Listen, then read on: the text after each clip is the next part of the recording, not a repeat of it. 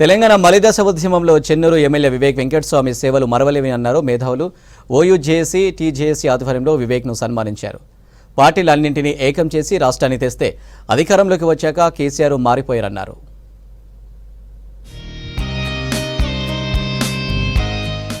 ఉద్యమంలో ఎంతో మంది ఇబ్బంది పెట్టినా ఏనాడు వెనక్కి అడుగు వేయలేదన్నారు చెన్నూరు ఎమ్మెల్యే వివేక్ వెంకటస్వామి.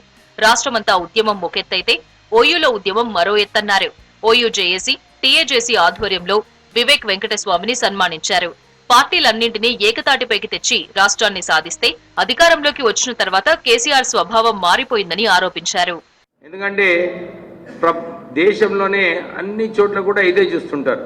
నిజంగానే విద్యార్థులు, ప్రత్యేకంగా ఉస్మానియా యూనివర్సిటీ విద్యార్థులు ఈ ఉద్యమంలో ఉన్నారా లేదా, లేకుంటే వీళ్ళు వెనుకకు పోయినారా అని చెప్పి అందరూ చూస్తూ ఉండేవారు.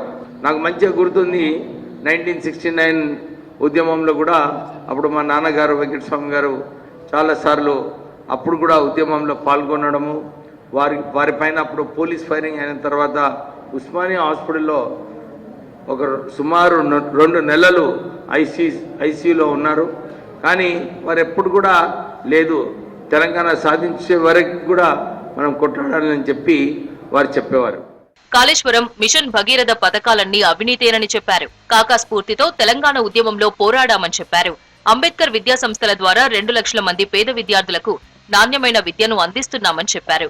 తనపై రైట్స్ చేశారని భయపడే ప్రసక్తే లేదన్నారు వివేక్. చట్ట ప్రకారం తన వ్యాపారాలు కొనసాగుతున్నాయని చెప్పారు. నిజాయితీగా వ్యాపారం చేస్తూ 5,000 మందికి ఉద్యోగం కల్పిస్తున్నానని చెప్పారు. విద్యార్థులకు అన్యాయం ఏదైతే చేయాలో కేసీఆర్ గారు అన్ని రంగాలలో చేసినారు.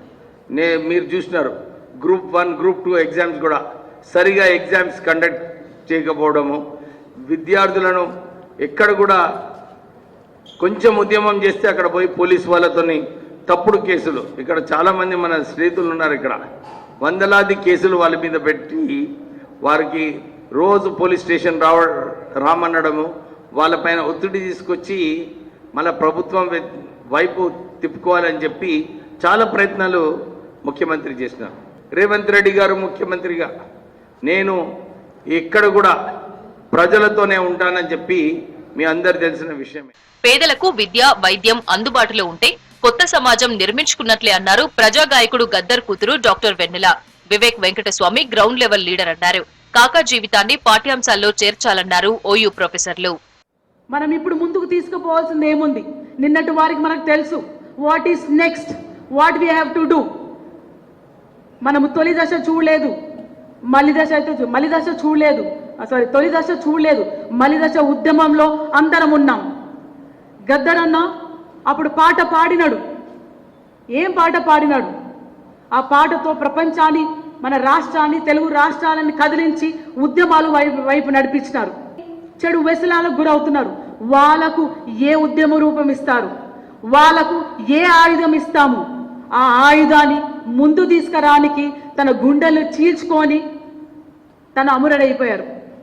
దాన్నే ముందు పెట్టడానికి మీలాంటి వాళ్ళతోని, ఉద్యమకారులతోని, గురువులతోని, కళాకారులతోని, జర్నలిస్టులతోని, ప్రజలతోని కలిసి ముందుకు రావడం ప్రయత్నమే మేమొచ్చాము. ఉద్యమానికి మేమున్నాం అని సహాయ సహకారాలు అందించినటువంటి, వెన్నుదట్టి నిలిచినటువంటి మహా వ్యక్తులలో డాక్టర్ వివేక్ వెంకటస్వామి గారు ఒకరు. దీన్ని మనము ఖచ్చితంగా అప్రిషియేట్ చేయాల్సి ఉంటుంది. ఎలక్షన్ క్యాంపెయిన్లో భాగంగా నేను న్యూస్ చాలా రెగ్యులర్గా ఫాలో అయినాను కాబట్టి నేను చెప్తున్నాను. ఒక ప్రొఫెసర్గా వారు స్కిల్ డెవలప్మెంట్ సెంటర్స్ ఏర్పాటు చేస్తామని చెప్పారు, which is essential for rural youth.